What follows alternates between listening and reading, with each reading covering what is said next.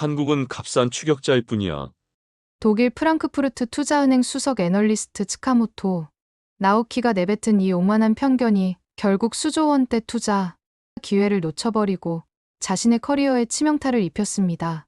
일본인인 42세 엘리트 분석가는 아버지의 조선소가 한국 기업에 밀려 문을 닫았던 쓰라린 기억 때문에 복수심 비슷한 감정으로 KD펜스와 K테크를 무시했지만 폴란드 현장에서 K2 전차 2차 180대 수조원대 규모 계약과 SK하이닉스 HBM 리더십, 삼성 OLED 분기 기준 50% 안팎 점유율을 직접 확인하자 충격에 빠졌습니다.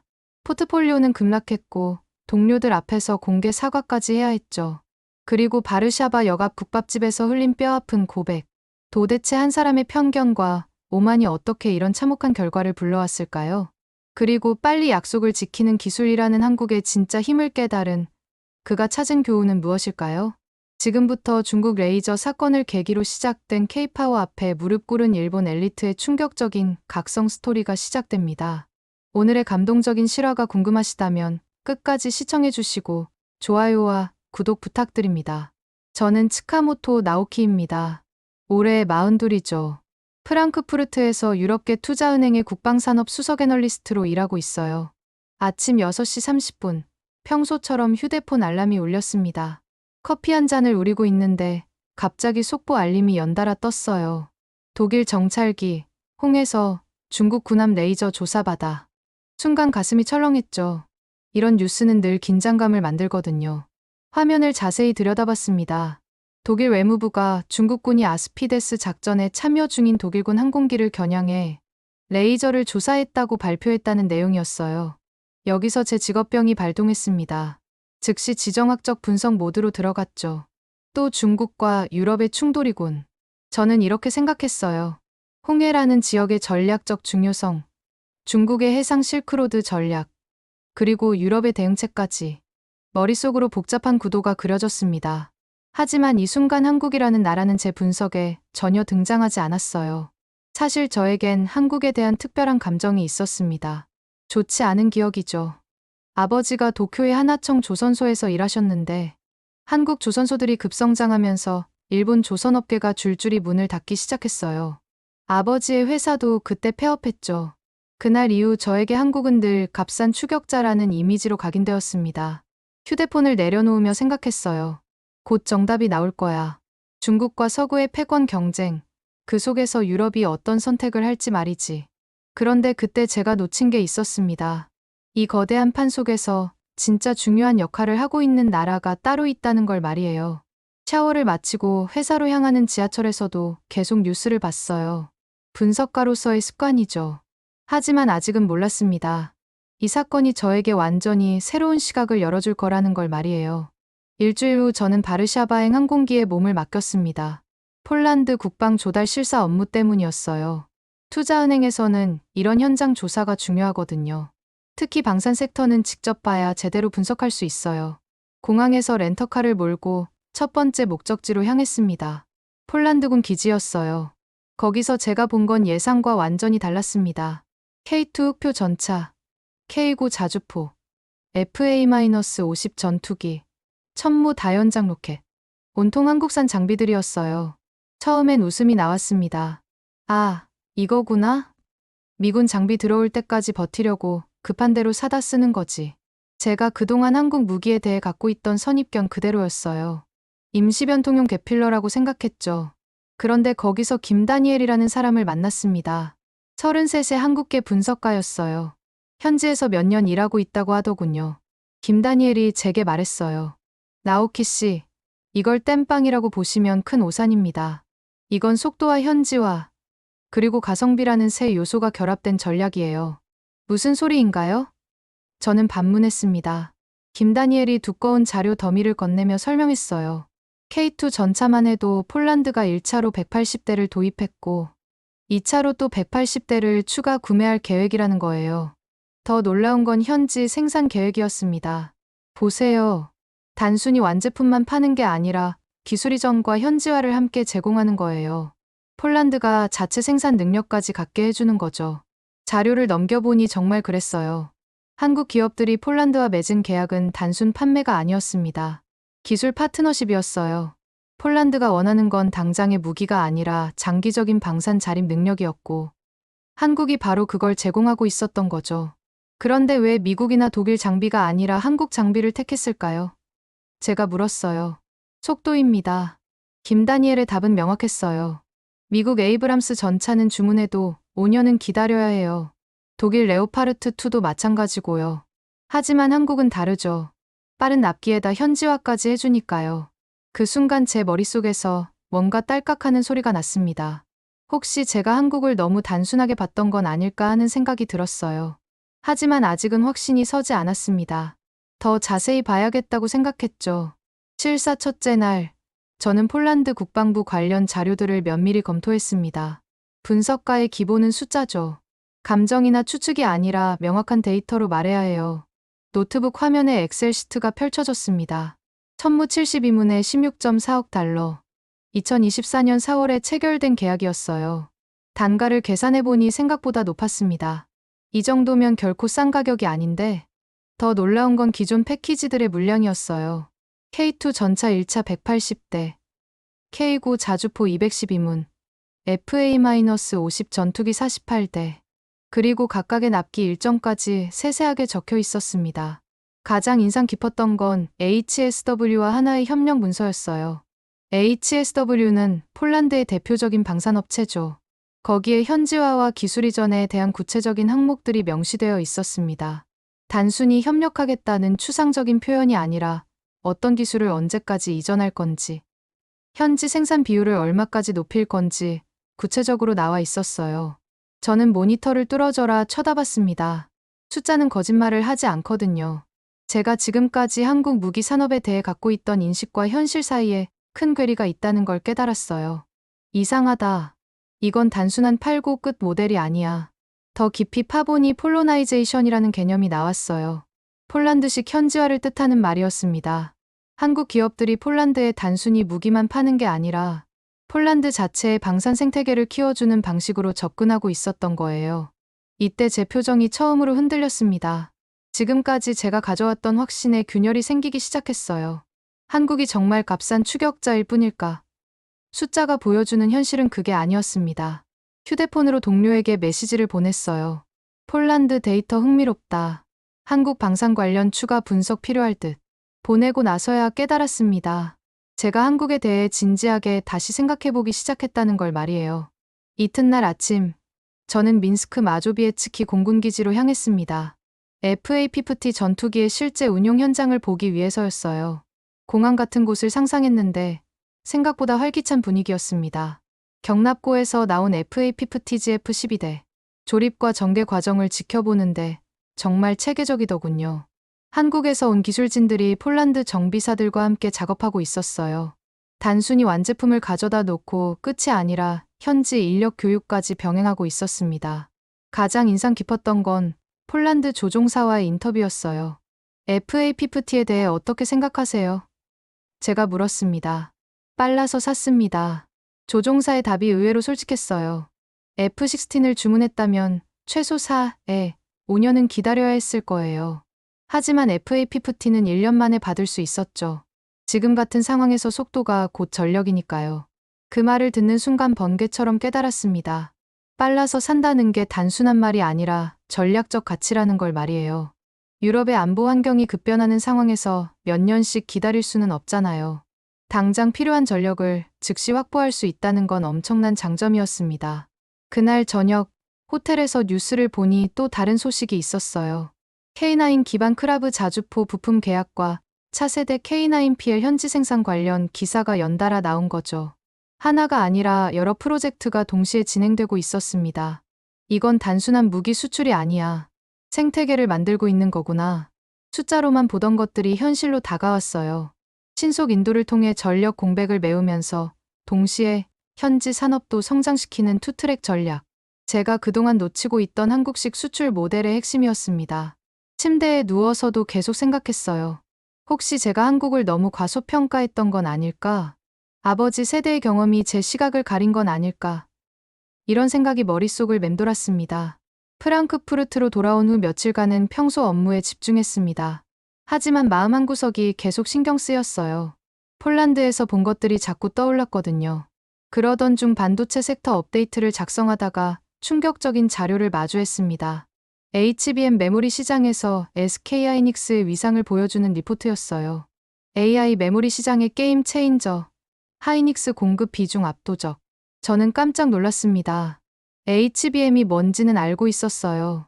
고대역폭 메모리로 AI 칩의 필수적인 부품이죠.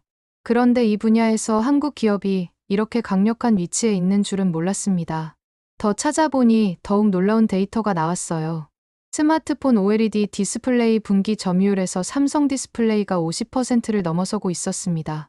이것도 단순한 숫자가 아니었어요. 전 세계 스마트폰 화면의 절반 이상을 한국 기업이 만들고 있다는 뜻이니까요. 그 순간 고개가 절로 숙여졌습니다. 제가 얼마나 게으른 분석을 해왔는지 깨달았거든요. 한국을 값싼 추격자라고 단정 지으면서 정작 최신 데이터는 제대로 보지 않았던 거예요. 메모리와 디스플레이. 이건 단순한 부품이 아니었습니다. 디지털 시대의 핵심 인프라였어요. 스마트폰부터 AI 서버까지 현대 문명의 기반이 되는 기술들이었죠. 그리고 그 분야에서 한국이 판을 바꾸고 있었던 겁니다. 내가 틀렸다. 솔직히 인정할 수밖에 없었어요. 동료들과의 회의에서도 분위기가 달라졌습니다. 한국 관련 포지션을 다시 검토해봐야겠다고 말했을 때 다들 의외라는 표정을 지었어요. 그동안 제가 한국에 대해 회의적이었거든요. 그날 밤 집에 돌아와서 오랜만에 아버지 생각을 했습니다. 아버지의 실직이 한국 때문이라고 생각해왔는데 혹시 그것도 너무 단순한 해석이었을까요? 산업 구조의 변화, 기술의 진보, 시대의 흐름. 더 복잡한 요인들이 있었을 텐데 말이에요. 며칠 후 베를린 출장길에서 독일 중국 레이저 사건에 대한 브리핑을 들었습니다. 정부 관계자들이 자세한 배경을 설명해줬어요. 중국 구나미 홍해에서 독일 정찰기에 레이저를 조사한 사건의 파장이 생각보다 컸습니다. 단순한 해프닝이 아니라 더 큰 의미가 있었어요. 문제는 홍해가 유럽의 생명선이라는 겁니다. 브리핑 담당자가 설명했어요. 에너지 수송로이자 무역로죠. 여기서 문제가 생기면 유럽 경제에 직격탄이 날아와요. 그때 저는 깨달았습니다. 위험한 구간을 실제로 지나는 상선들, 항공기들, 에너지 라인들. 이런 상황에서 필요한 건 뭘까요? 바로 빠르고 신뢰할 수 있는 파트너였어요. 그런데 왜 한국이 중요한 파트너가 되었을까요? 제가 질문했습니다. 3가지 이유입니다. 답변이 명확했어요. 기술력, 납기, 그리고 신뢰성. 한국은 이 3가지를 모두 갖춘 거의 유일한 나라예요. 기술력은 이미 확인했죠. 메모리, 디스플레이, 조선, 방산까지. 납기도 폴란드에서 직접 받고요. 그런데 신뢰성은 어떤 의미일까요? 한국은 서방 가치를 공유하면서도 독립적인 기술력을 가진 나라입니다. 미국이나 유럽처럼 정치적 제약이 많지도 않고 중국처럼 불투명하지도 않아요. 딱 적당한 파트너죠. 그 말을 듣는 순간 모든 퍼즐이 맞춰졌습니다. 한국의 장점은 단순히 기술이나 가격이 아니었어요. 기술과 납기와 신뢰의 삼합이었습니다. 특히 위기 상황에서 이런 조합은 더욱 빛을 발하는 거였어요. 독일 레이저 사건 자체는 한국과 직접적인 관련이 없었습니다. 하지만 이 사건이 보여준 교훈은 명확했어요. 불확실한 세상에서 진짜 중요한 건 믿을 수 있는 파트너를 갖는 것이고, 한국이 바로 그런 파트너가 되고 있다는 거였죠. 베를린에서 프랑크푸르트로 돌아오는 기차 안에서 저는 결심했습니다. 제 포트폴리오를 전면 재검토하겠다고 말이에요. 다음 날부터 저는 내부 포트폴리오 노트를 전면 수정하기 시작했습니다. 숫자와 팩트 앞에서는 자존심이고 뭐고 소용없거든요. 폴란드 K2 2차 계약 180대. 약 8조 8천억 원. 규모를 중심으로 K-디펜스 섹터 비중을 상향했어요. 그리고 천무 추가 계약, HSW 현지화 프로젝트까지 포함해서 장기 전망을 새로 짰습니다. 방산뿐만이 아니었어요. HBM과 OLED 비중도 대폭 늘렸습니다. 그리고 조선업도 다시 들여다봤어요. LNG선 시장에서 한국이 어떤 위치에 있는지 제대로 파악하지 못했거든요. 가장 어려웠던 건 동료들 앞에서 제 실수를 인정하는 일이었습니다. 주간 회의에서 저는 공개적으로 말했어요. 제가 한국에 대해 편견을 가지고 있었습니다. 개인적인 경험 때문에 객관적인 분석을 하지 못했어요. 이건 분석가로서 큰 실수였습니다. 동료들이 놀란 표정을 지었어요. 저처럼 경력이 긴 분석가가 이렇게 공개적으로 실수를 인정하는 경우는 드물거든요. 내 편견이 손실이었다고 덧붙였습니다. 정말 그랬어요. 한국 관련 투자 기회를 놓쳤을 뿐만 아니라 고객들에게도 잘못된 조언을 했을 가능성이 높았거든요. 회의 후에 김 부장이 따로 저를 불렀어요. 나오키, 용기 있는 결정이었다. 하지만 정말 확신하나? 숫자가 말해줍니다. 제 대답이었어요. 감정이나 추측이 아니라 명확한 데이터죠. 한국의 기술과 산업 체력을 인정하지 않을 수 없어요. 그날 밤 집에서 아버지께 전화를 드렸습니다. 아버지, 한국에 대해 다시 생각해보게 됐어요. 제가 너무 단순하게 봤던 것 같아요. 아버지는 잠시 침묵하시다가 말씀하셨어요. 나오키야, 시대는 계속 변하는 거다. 과거에 매달리면 미래를 놓치게 되지. 참 아이러니했어요. 제가 아버지 세대의 상처를 안고 살아왔는데 정작 아버지는 저보다 더 열린 마음을 갖고 계신 거였어요. 몇 주 후 저는 다시 바르샤바에 있었습니다. 후속 보고서 작성을 위한 마지막 확인 차원 거였어요. 김다니엘과 바르샤바 역 앞 작은 한국 식당에서 저녁을 먹었습니다. 어떠세요? 생각이 바뀌셨나요? 김다니엘이 국밥을 떠가며 물었어요. 완전히 바뀌었죠. 저도 솔직하게 답했습니다. 처음엔 정말 인정하기 싫었어요. 제 아버지 일과 연관된 감정 때문에요. 하지만 숫자 앞에서는 어쩔 수 없더군요. 김다니엘이 웃으며 말했어요. 한국 사람도 처음엔 잘 모르거든요. 우리가 어디까지 왔는지 말이에요. 밤이 깊어가며 저는 이 모든 여행을 정리해봤습니다. 독일 레이저 사건에서 시작해서 폴란드 현장, 그리고 숫자로 확인한 현실까지. 거대한 세상에서 진짜 중요한 건 뭘까요?